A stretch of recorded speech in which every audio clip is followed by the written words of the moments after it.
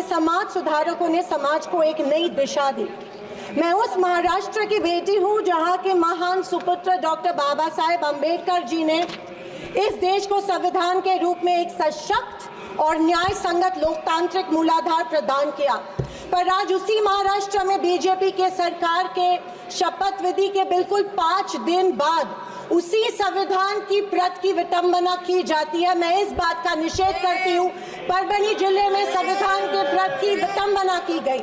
संविधान के हीरक महोत्सव के उपलक्ष्य में जब मेरे विचार रखने का मौका मुझे मिला तो मैं ये जरूर कहूंगी कि संविधान सिर्फ एक किताब या नियमों की एक संगति सूची नहीं है, बल्कि मेरी जान है संविधान, मेरी पहचान है संविधान और इस देश की आत्मा है संविधान। दूसरी तरफ आज़ादी के 50 साल बाद तक अपने तिरंगे को और संविधान को न मानने वाले सत्ता पक्ष के लोग इस देश की उसी आत्मा को कमजोर और खोखला करने की साजिश कर रहे हैं। इसी शुरुआत उसी दिन हो गई जिस दिन धर्मनिरपेक्षता, सेक्युलरिज्म, जो संविधान का एक मूलभूत आधार स्तंभ है, उसी को लेके गाली या एक कलंक में रूपांतरित करने का प्रयत्न सत्ताधारियों द्वारा होने लगा है।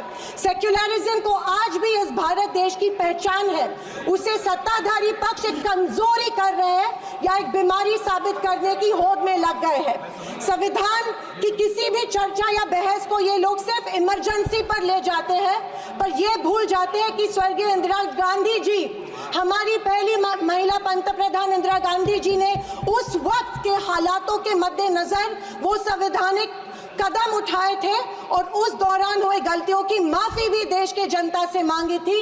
और इतना ही नहीं, उनके विरोधियों ने गठित की गई कमेटी ने उन पर लगे सारे इल्जामों से उन्हें बारी कर दिया था।